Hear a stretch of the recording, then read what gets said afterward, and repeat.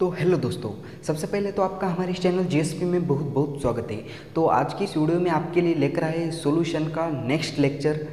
तो इससे पहले हमने सॉल्यूशन पे एक वीडियो अपलोड कर दिया है जिसमें हमने इंट्रोडक्शन के साथ साथ कुछ इंपॉर्टेंट पॉइंट डिस्कस किए हैं। तो आज की इस वीडियो में हम डिस्कस करने वाले हैं capacity of a solution to dissolve solute, and उसमें बहुत ही एक इम्पॉर्टेंट बात सोल्यूबिलिटी डिस्कस करने वाले हैं। फैक्टर इफेक्टिंग सोल्यूबिलिटी, ये एक बहुत ही इंपॉर्टेंट टॉपिक है। इसमें प्रेशर आएगा, टेम्परेचर आएगा, सोल्यूट सॉल्वेंट आएगा, और बहुत ही इंपॉर्टेंट टॉपिक वो है हेनरीज लॉ। हेनरीज लॉ इसमें फैक्टर अफेक्टिंग सोल्यूबिलिटी में बहुत ही इंपॉर्टेंट है। और दूसरी बात है vapour pressure of a solution of a liquid in a liquid, और इसमें एक इम्पॉर्टेंट लॉ पढ़ोगे जो कि है राउल्ट्स लॉ। तो शुरू करते हैं आज के वीडियो को बिना वक्त गवाए। तो वीडियो शुरू करने से पहले आपसे एक छोटी सी रिक्वेस्ट है कि ये वीडियो आप लास्ट तक ज़रूर देखना, क्योंकि इस टॉपिक से आप तो समझ ही गए होंगे कि ये वीडियो कितना इम्पोर्टेंट है। तो शुरू करते हैं, तो शुरू कर रहे हैं। तो देखो, मिटा रहे हैं तो हम capacity of solute capacity of solution to dissolve solute, ये टॉपिक पढ़ेंगे।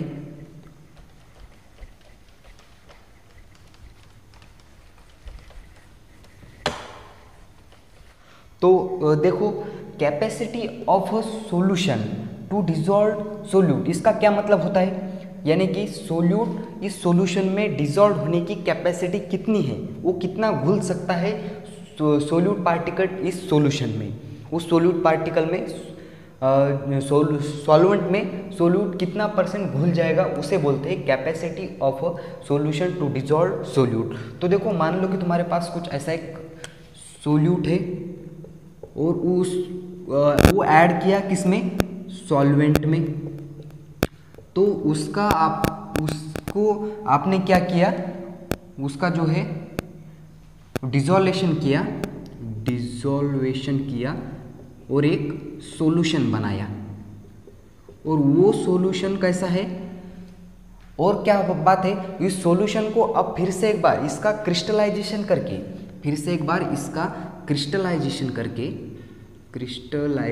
करके आप कुछ प्रतिशत सॉल्यूशन को सोल्यूट और सॉल्वेंट में अलग अलग बना सकते हो। तो इसको बोलते हैं, ये तो पूरी तरह से घुल ही जाएगा, ये तो बात ठीक है।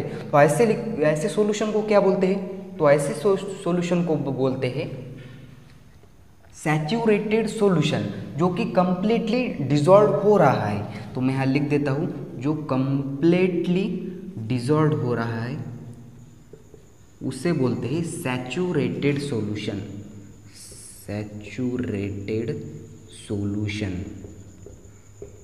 और क्या है कि इंपॉर्टेंट बात, अब देखो कुछ ऐसा सॉल्यूशन है, वो एक ऐसा सॉल्यूशन है, एक सोल्यूट ले लिया और उसमें सॉल्वेंट ऐड किया और उसको मिला के आपने सॉल्यूशन बनाया। ये जितना कंप्लीटली डिजॉल्व हो गया कि ग्रेटर देन इक्विलिब्रियम कंडीशन, यानी कि इक्विलिब्रियम कंडीशन से ज़्यादा वो डिजॉल्व हो गया। अब उसको सोल्यूट और सॉल्वेंट में अलग अलग करना पॉसिबल नहीं है। तो ऐसे सॉल्यूशन को बोलते हैं सुपर सैचुरेटेड सॉल्यूशन। तो मैं लिख देता हूँ, सुपर सैचुरेटेड सॉल्यूशन किसको बोलते हैं? जो कि ग्रेटर देन इक्विलिब्रियम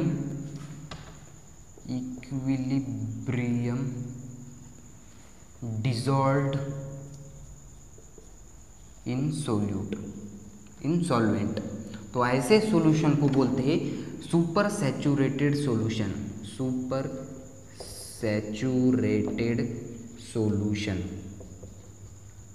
समझ गए? अब इसके बाद देखते हैं सॉल्युबिलिटी क्या है चीज़। तो जल्दी से इतना नोट कर लो। अब देखते हैं सॉल्युबिलिटी ऑफ प्रोडक्ट।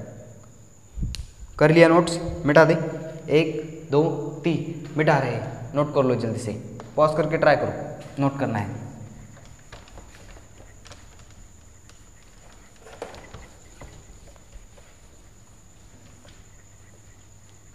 तो हेडिंग लगा लो, सोल्युबिलिटी क्या होती है?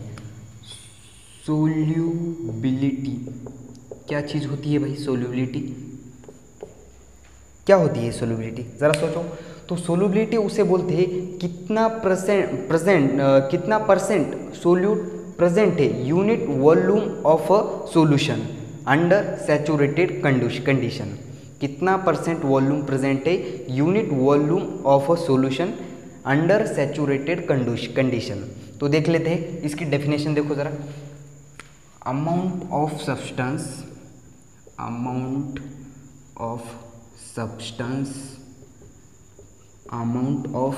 सब्सटेंस, इसे या सोल्यूट भी बोल दूँ, वो ये जनरली किस में होता है, इन ग्राम में होता है, इन ग्राम में amount of substance solute in gram में होता है ये generally, dissolve in unit volume of particular solvent, particular ही सॉल्वेंट होगा क्योंकि वो सॉल्वेंट में है, वो सोल्यूट डिजॉल्व करना चाहता है या नहीं, घुल मिलना चाहते हैं या नहीं, उस पर भी डिपेंड करेगा। पर्टिकुलर सॉल्वेंट अंडर सैचुरेटेड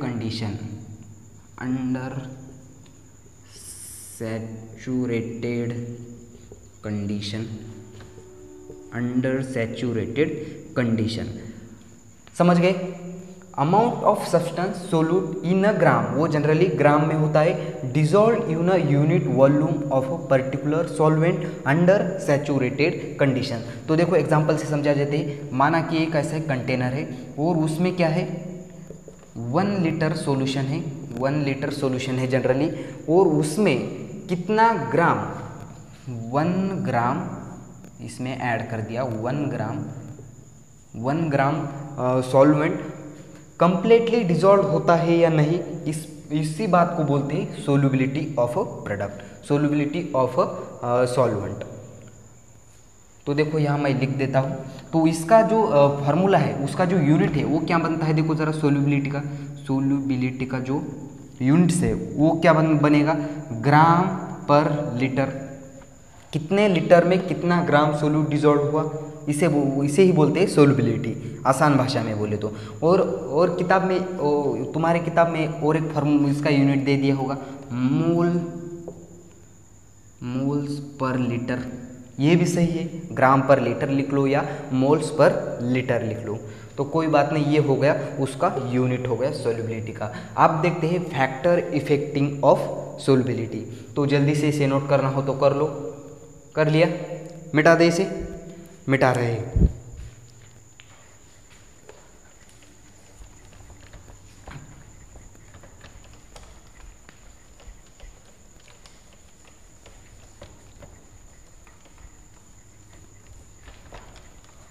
तो अब नेक्स्ट हेडिंग लगा लो, कौन सी, factor affecting of a solubility. तो ये तो बात खत्म हो गई यहाँ तक। क्या हेडिंग लगाएंगे नेक्स्ट, फैक्टर्स, कौन कौन से वो फैक्टर्स है, फैक्टर्स अफेक्टिंग सोल्यूबिलिटी में कौन कौन से फैक्टर अफेक्ट्स करते हैं वो देखना है अब आपको। तो सबसे पहला आपके पास है nature of solute and solvent भी हो सकता है फैक्टर, क्योंकि वो सॉल्वेंट को मंजूर है या नहीं, वो सोल्यूट पार्टिकल अपने अंदर मिक्स होने के लिए तैयार है या नहीं। तो nature of a solute and solvent पहला फैक्टर है जो सोल्यूबिलिटी पे इफेक्ट करता है। तो देखो आपने ये तो सुना होगा कभी लाइक डिजॉल्व,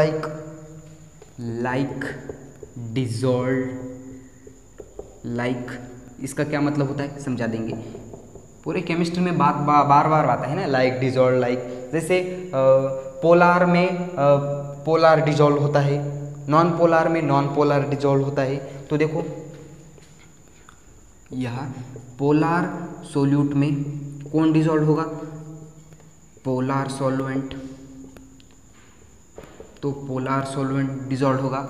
जैसे कि कैसे, मैंने बोला कि पोलार सॉल्वेंट कौन सा है, वो है NaCl, नॉन पोलार सॉल्वेंट में आसानी से डिजॉल्व होगा। और जैसे मैंने बोला कि तो NaCl वाटर में आसानी से डिजॉल्व हो जाएगा। अब देखते हैं non polar solvent solute, non polar solvent में कैसे डिजॉल्व होता है। तो यहाँ नॉन पोलर सोल्यूट किस में डिजॉल्व होगा, आसान है, like dissolve like non polar solvent में ही होगा। नॉन पोलर सॉल्वेंट में आसानी से डिजॉल्व हो जाएगा। जैसे कि मैंने बोला CCl4 नॉन पोलर है, आसानी से किस में डिजॉल्व हो जाएगा, नॉन पोलर सोल्यूट में। कौन सा है नॉन पोलर सोल्यूट, जैसे कि बेंजीन,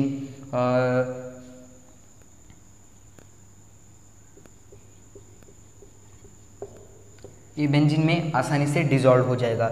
मैंने आपको पूछा कि ये NaCl बेंजीन में डिजॉल्व होगा कि नहीं, बिल्कुल भी नहीं होगा, क्योंकि ये पोलर है NaCl और बेंजीन कैसा है, नॉन पोलर सोल्यूट है। और ये मैंने बोला कि आपको नॉन पोलर सॉल्वेंट ये पोलर सोल्यूट में डिजॉल्व होगा कि नहीं, तो CCl4 बिल्कुल भी वाटर में डिजॉल्व नहीं होगा मगर बहुत ही कम परसेंट में।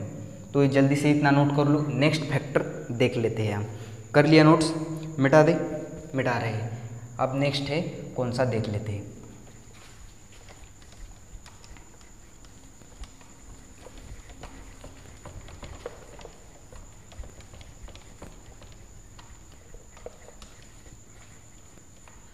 अब दूसरा है कौन सा, टेम्परेचर। तो टेम्परेचर और ये भी पहला वाला कुछ खास नहीं है, हमको पढ़ना है गैस के बारे में जो कि है प्रेशर। प्रेशर का क्या इफेक्ट होता है सोल्युबिलिटी में।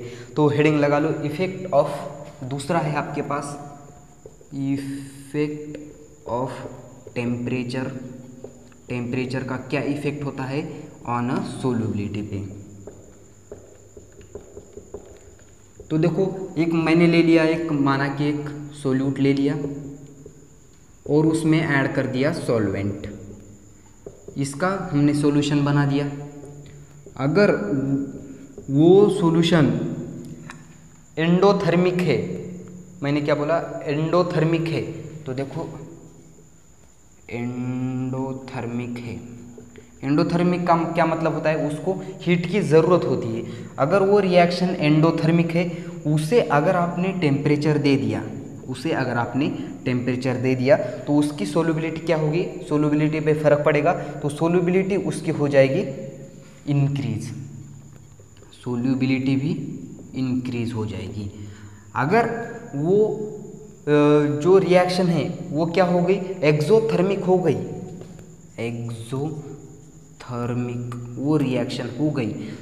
एक्सोथर्मिक का क्या मतलब होता है, यहाँ हीट रिक्वायर्ड होती है, उसको ज़रूरत होती है हीट की, मगर एक्सोथर्मिक में ये रिएक्शन ही हीट बाहर निकालती है और फिर से आपने वो उसको हीट दे दी। उसको हीट का मतलब वही टेम्परेचर दे दिया, पहले ही वो बाहर निकाल रहा है और फिर से उसको टेम्परेचर दे दिया, तो उसका क्या मतलब होगा, क्या क्या हो जाएगा, सोल्युबिलिटी डिक्रीज हो जाएगी, उसकी सोल्युबिलिटी डिक्रीज हो जाएगी। यहाँ तक बात ठीक है। अब आता है नेक्स्ट और बहुत ही इम्पोर्टेंट, क्या है वो, effect of pressure on a solubility. तो जल्दी से इसे नोट करना हो तो कर लो, मिटा दे रहे हैं हम, मिटा रहे हैं, कर लिया नोट्स, 1 2 3 मिटा रहे हैं।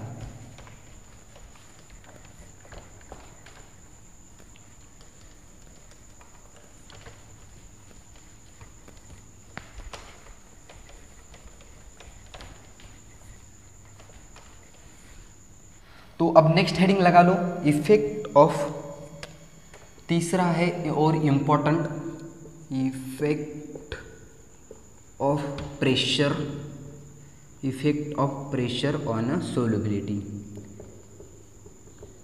तो जो इफेक्ट प्रेशर का क्या इफेक्ट होने वाला है सोल्युबिलिटी पे देखते हैं। तो इसमें एक इम्पोर्टेंट बात, जो सॉलिड है, सॉलिड सॉल्वेंट है और लिक्विड सॉल्वेंट है, तो इसकी तो कुछ बात नहीं होगी, क्योंकि ये जो है ऑलरेडी कॉम्प्रेस होते हैं, इसलिए तो वो सॉलिड या लिक्विड बन गए होते हैं।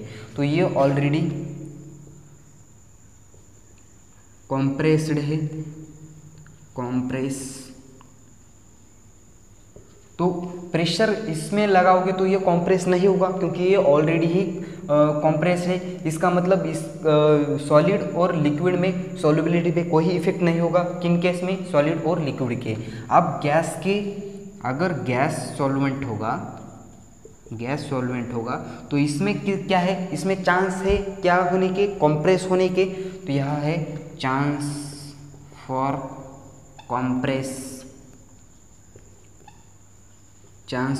कॉम्प्रेस। तो जनरली आपको यही पढ़ना है। आज का टॉपिक ही है इम्पोर्टेंट गैस सॉल्वेंट में, क्योंकि इसमें इसको कॉम्प्रेस किया जा सकता है। तो जल्दी से और क्या इम्पोर्टेंट है इसमें? और एक साइंटिस्ट आ गए, महान साइंटिस्ट आ गए, उन्होंने क्या किया? इस पर एक लॉ दिया, और उस साइंटिस्ट का नाम था हेनरीज लॉ। उसका साइंटिस्ट का नाम था हेनरी, और उसी के नाम पे एक लॉ पड़ गया, हेनरीज लॉ।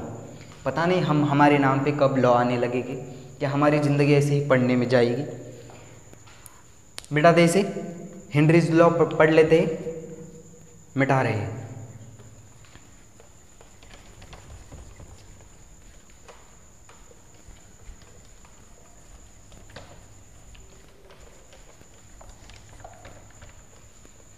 हेडिंग लगा लो, हेनरीज लॉ। हेडिंग क्या लगाएंगे?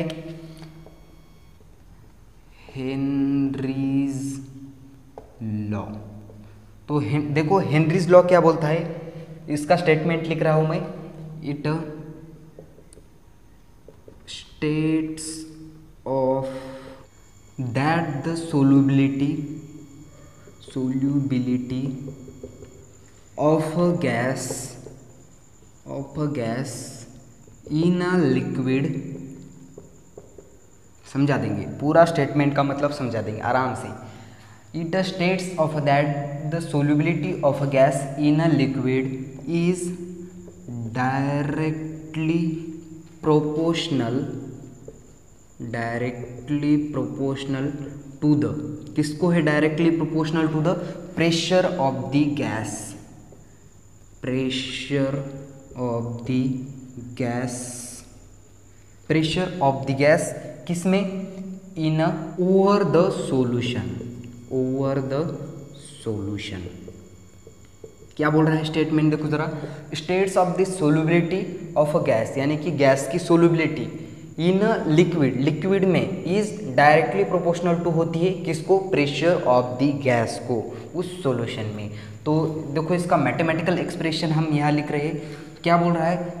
States of the solubility of a gas, यानी कि solubility of a gas is directly proportional किसको? Directly proportional pressure of the gas, यानी कि P। और फिजिक्स का लॉ बोलता है कि किसी भी जगह पे डायरेक्टली प्रोपोर्शनैलिटी दिखे, वहाँ का डायरेक्टली प्रोपोर्शनैलिटी हटा के उसकी जगह कोई कांस्टेंट रखना है। तो डायरेक्टली प्रोपोर्शनैलिटी हटा के मैंने यहाँ कांस्टेंट KH लिख दिया, और यहाँ P कांस्टेंट। तो KH का मतलब क्या है? Henry constant. तो देखो यहाँ मैं लिख देता हूँ, S क्या है? S stands for solubility of a gas. P क्या है? Pressure of the gas. और ये KH क्या है? ये KH है हेनरीज कांस्टेंट। तो इस कांस्टेंट को बोलते हैं हेनरीज कांस्टेंट। और आपको एग्जाम में ये बहुत बार पूछा जाने के चांसेस है, क्या? हेनरीज कांस्टेंट का यूनिट्स निकालो, यूनिट्स ऑफ हेनरीज कांस्टेंट।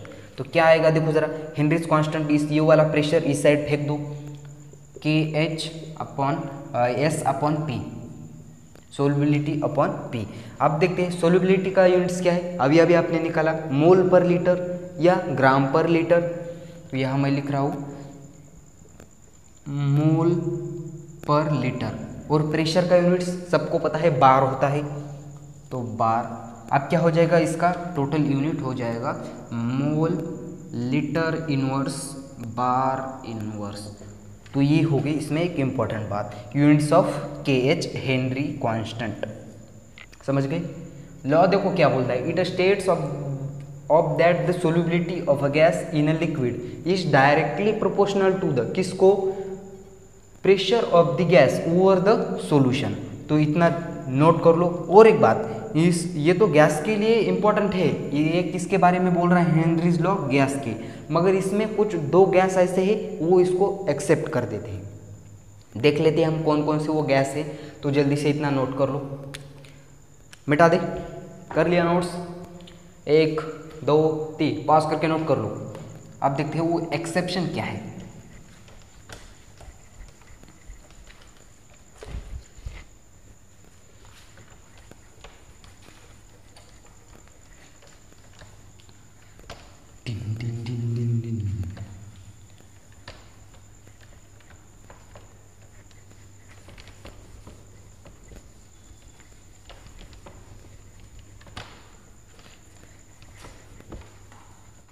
तो देखिए कौन से वो एक्सेप्शन है, वो गैस के एक्सेप्शन।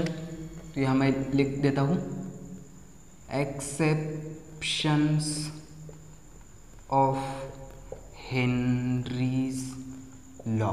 तो हेनरीज लॉ के लिए कुछ दो गैस एक्सेप्शन है। वो गैस कौन कौन से देखो ज़रा। गैस है, पहला गैस है NH3, दूसरा गैस है CO2। आप बोलोगे ये एक्सेप्शन क्यों है, बता देंगे आराम से। तो देखो जो NH3 और CO2 है वो क्या होते हैं, आसानी से वाटर के साथ रिएक्ट हो जाते हैं। और हमारी कंडीशन क्या है, वो गैस वाटर के साथ रिएक्ट ना हो, उसका जो पार्शियल प्रेशर वो कंसेप्ट आगे आने वाले है। तो NH3 और CO2 क्या है, वो इजीली रिएक्ट्स विद किसके साथ, वाटर के साथ, H2O के साथ। देखो हम रिएक्शन देख लेते हैं उसकी।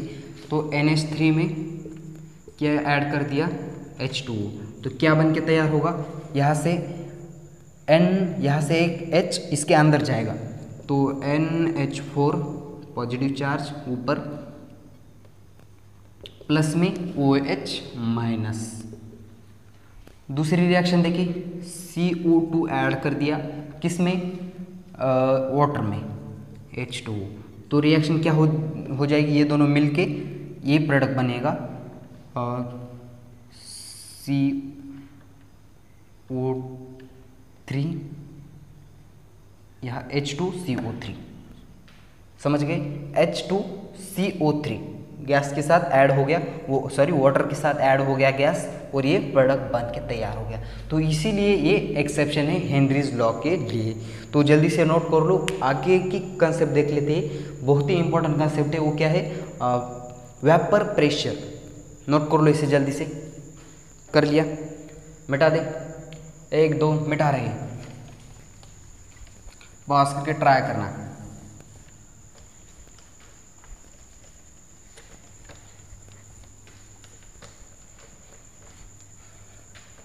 तो हेडिंग लगा लो, क्या, वेपर प्रेशर। हेडिंग लगा रहे हैं हम, आप भी लगा लो साथ साथ में, वेपर प्रेशर। तो ये भाई वेपर प्रेशर कहाँ से आता है, वेपर प्रेशर कहाँ से आता है, इवापोरेशन से। कहाँ से आएगा, इवापोरेशन। इवापोरेशन, आप बोलोगे इवापोरेशन क्या है, भाप। भाप भाई, भाप। पानी में भाप देखी है कभी, ऐसे भाप होती है। तो देखो मान लो कि एक कैसा है, एक ओपन कंटेनर है तुम्हारे सामने, ओपन कंटेनर है। इस ओपन कंटेनर में एक ऐसा ओपन कंटेनर है, ये क्या बन गया यार, कंटेनर बनाना था। अब देखो एक ऐसा एक कंटेनर है, और इसमें मान लो तुमने कोई ऐसा लिक्विड भर दिया, मान लिया कि कुछ ए नाम का लिक्विड है। तो ये कि ये पार्ट, इस लिक्विड के यहाँ ऐसे पार्टिकल हो गए सरफेस पे, और ऐसे बीच में भी पार्टिकल हो गए। तो आपसे एक सवाल है, यहाँ से जल्दी से कौन से पार्टिकल इवेपोरेट हो गए, सरफेस के या उस बीच वाले बल्क पार्टिकल। आसान सा जवाब है, सरफेस वाले पार्टिकल आसानी से इवेपोरेट हो गए। तो ये सरफेस पे आ कैसे गए, बीच में से सरफेस पे आ कैसे गए, लड़ झगड़ के तो आए ही होंगे, वहाँ यहाँ तक आए होंगे। तो इसे बोलते हैं सरफेस मॉलिक्यूल्स, और इसे बोलते हैं बल्क मॉलिक्यूल्स, बल्क मॉलिक्यूल्स। तो वो सरफेस पे कैसे आए भाई, तो उसके दो रीज़न है। पहला रीज़न है उसमें lesser than force of attraction. इसमें फोर्स ऑफ अट्रैक्शन कम होगा। देखो कैसे, इस वाले पार्टिकल को ये चारों तरफ से ऐसे खींच रहे, यहाँ से खींच रहे, यहाँ से खींच रहे, ऐसे चारों तरफ से ये वाले पार्टिकल को खींच रहे। मगर इस सरफेस वाले मॉलिक्यूल्स को कौन सिर्फ एक ही फोर्स खींच रही है। कैसे, ऐसे नीचे से, नीचे की डायरेक्शन में एक ही फोर्स खींच रही है, ऊपर के डायरेक्शन में तो कुछ है ही नहीं लिक्विड, वहाँ तो एयर है।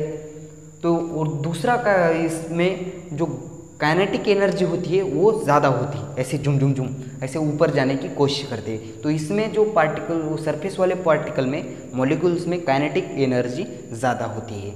तो ये दो रीज़न हो गए, kinetic energy greater than other molecules, other molecules. समझ गई, ये दो बातें हो गई।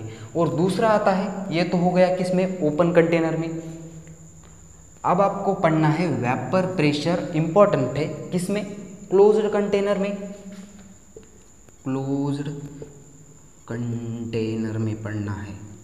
तो क्लोज्ड कंटेनर में क्या होता है, मान लो कुछ ऐसा क्लोज्ड कंटेनर है। इस क्लोज्ड कंटेनर में आपने ऐसा एक ए नाम का वही लिक्विड भर दिया है। तो सबसे पहले आपसे सवाल है कि ये इवापोरेट होंगे या नहीं, और दूसरा सवाल है इवापोरेट होंगे तो उसका मास डिक्रीज होगा या नहीं। तो पहला सवाल का आंसर है कि ये इवापोरेट होंगे, मगर इसका जो मास है वो डिक्रीज नहीं होगा। तो यहाँ इसकी तो काइनेटिक एनर्जी तो इसमें ज़्यादा होती है, यहाँ बाहर निकलने की कोशिश करेंगे तो यहाँ से ऐसे इवापोरेट होंगे भाई, मगर यहाँ से जो उसका मास है कम नहीं होगा। तो देखो, आपने कभी वो बॉटल देखी होगी पानी की, ऐसे क्लोज उसका ढक्कन बंद कर दिया है, तो उस बॉटल के सरफेस पे ऐसे कुछ स्मॉल पार्टिकल जमे हुए आपने देखे होंगे। तो ये क्लोज कंटेनर का वो वेपर प्रेशर की कंडीशन होती है। यहाँ क्या होगा, इवेपोरेशन तो होगा, इवेपोरेशन होगा, मगर यहाँ और एक बात होगी, वो पार्टिकल स्मॉल स्मॉल इस कंटेनर के बाहर आ जाएगा, उसको क्या बोलते हैं, कंडेंसेशन। कंडेंसेशन भी होगा। अब आप बोलोगे इक्विलिब्रियम कंडीशन, बिल्कुल। कैसे, जो वेपर से लिक्विड, वेपर्स से लिक्विड, और बाद में फिर से एक बार लिक्विड से वेपर, ऐसे ही बन रहा है इक्विलिब्रियम कंडीशन। तो इस वाले जो गैस पे जो प्रेशर लग रहा है उसी को बोलते हैं वेपर प्रेशर। डेफिनेशन कैसे बनेगी वहाँ की ज़रा देख लो, the pressure of the vapour, pressure of the vapour किस पे, above the liquid, above the liquid of surface, liquid के सरफेस से। इस वाले वेपर पे लिक्विड के अबव जो है उस पे लगने वाले प्रेशर को बोलते हैं वेपर प्रेशर। तो यही है वेपर प्रेशर। समझ गए, वेपर प्रेशर क्या है, इस जो सरफेस वाला पार्ट से इस लिक्विड के अबव का जो पार्ट है, उस अबव वाले पार्ट में जो वेपर होता है, उस वेपर पे लगने वाला जो प्रेशर है, उस प्रेशर को क्या बोलते हैं, उस प्रेशर को बोलते हैं वेपर प्रेशर। अब आता है इंपॉर्टेंट लॉ, कौन सा, राउल्स लॉ। तो जल्दी से इसे नोट कर लो या इसका स्क्रीनशॉट ले लो। अब हम देखते हैं राउल्स लॉ क्या बोलता है। मिटा दे इसे, 1 2 मिटा रहे हैं।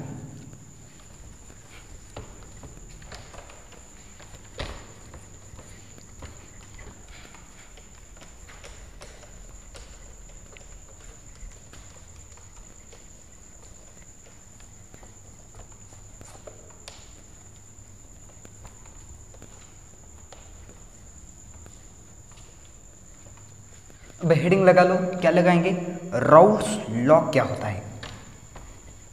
लगा ले हेडिंग, राउल्स लॉ।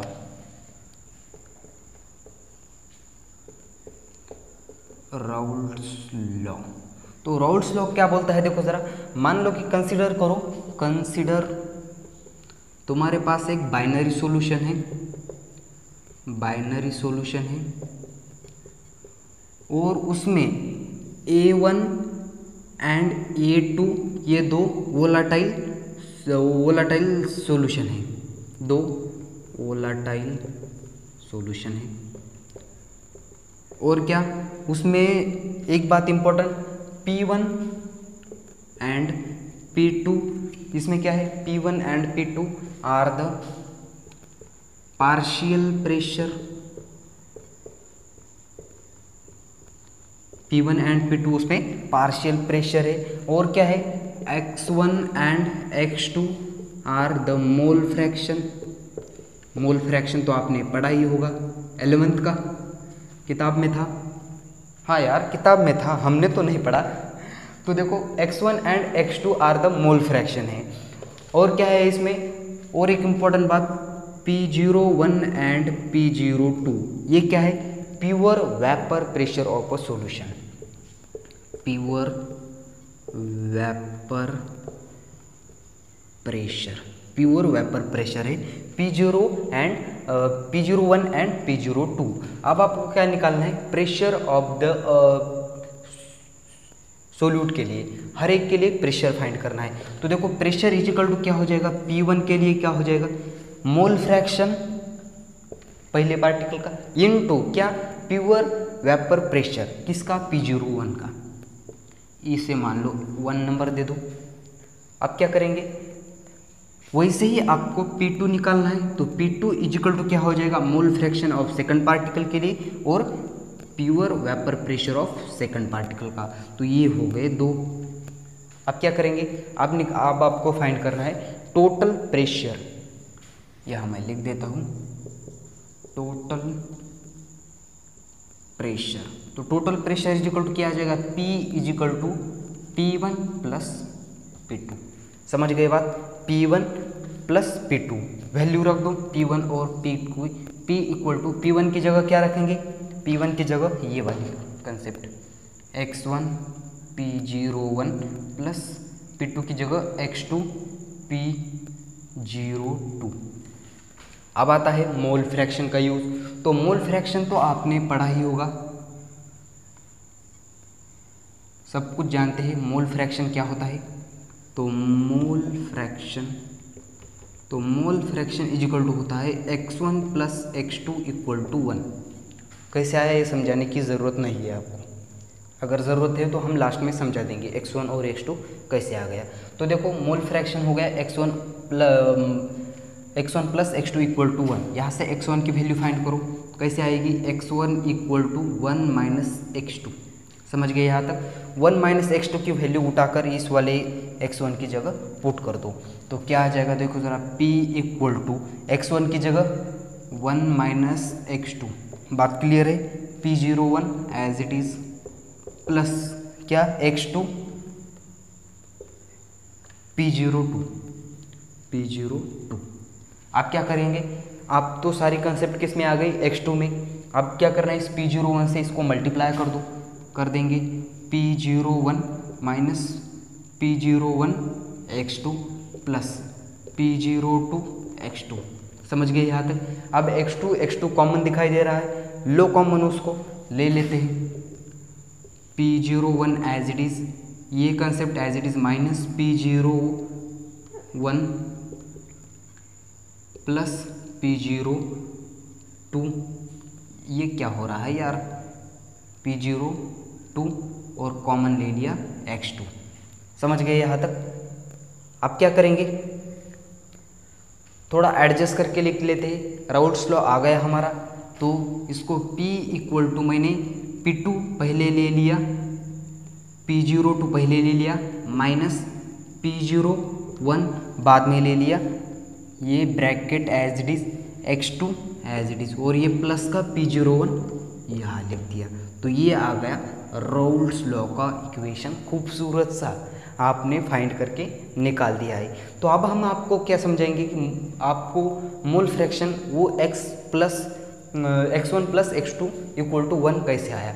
तो देखो मोल फ्रैक्शन निकालने के लिए, तो X1 का हम मोल फ्रैक्शन निकाल रहे हैं, तो क्या हो जाएगा, नंबर ऑफ मोल्स N1 और टोटल नंबर ऑफ मोल्स कितने हैं, N1 प्लस N2। ऐसे ही निकालते हैं मोल फ्रैक्शन। ऊपर जिस मोल फ्रैक्शन जिसका निकालना है वो, और नीचे टोटल। और x2 का वैसे ही, तो x2 इक्वल टू क्या आ जाएगा, n2 अपॉन नीचे n1 प्लस n2। ऐसे निकालते हैं मोल फ्रैक्शन, जिसका निकाल रहे हो वो ऊपर और टोटल कैलकुलेट करके नीचे। तो अब इन दोनों को ऐड कर दो, n1 upon n1 plus n2 plus n2 n1 plus n2 equal to क्या आ जाएगा, देखो ज़रा, ऊपर क्या है n1 और n2 और नीचे क्या है, बेस सेम है, तो ऊपर की एडिशन कर दो और इन दोनों में से एक ही ले लो। तो n1 प्लस n2 इन दोनों में से एक ही ले लिया, n1 plus n2 cancel out करके आ जाएगा 1। तो आ गया, क्या आ गया, x1 plus x2 equal to, ये प्रूफ हो गया। तो सबसे पहले हमने एक कंसिडर कर लिया कि एक बाइनरी सॉल्यूशन है, उसमें a1 and a2 volatile solution है, p1 and p2 are a partial pressure है, x1 and x2 are the mole fraction है, p01 and p02 pure vapour pressure है। तो pressure partial pressure equal to mole fraction into pure vapour pressure होता है। p1 equal to x1 p01 equal ही आ गया, और p2 equal to x2 mole fraction p02 pure vapour pressure. तो हमने टोटल निकालने के लिए इन दोनों का ऐड कर दिया, इन दोनों को, समझ गए। और P equal to P1 plus P2 और P इक्वल टू इन दोनों को ऐड कर दिया, और मोल फ्रैक्शन का यूज़ करके कहानी आपको आगे पता है। तो ये हो गया राउल्ट्स लॉ, बहुत ही IMP इक्वेशन। तो इस IMP इक्वेशन के साथ आज की इस खूबसूरत से वीडियो को देते हैं फुल स्टॉप। अगर ये वीडियो आपको पसंद आया हो तो इस वीडियो को लाइक कर दीजिए, साथ में शेयर भी कर दीजिए। हम आपके लिए बहुत ही मेहनत से वीडियो बनाते हैं, इसलिए इस चैनल को सब्सक्राइब कर दीजिए। और इस ऐसे ही इंटरेस्टिंग और वीडियो देखने के लिए बेल को ऑल पे क्लिक कर देना। तो आज के वीडियो को करते हैं यहाँ ख़त्म, तब तक के लिए फेरी ऑल द बेस्ट।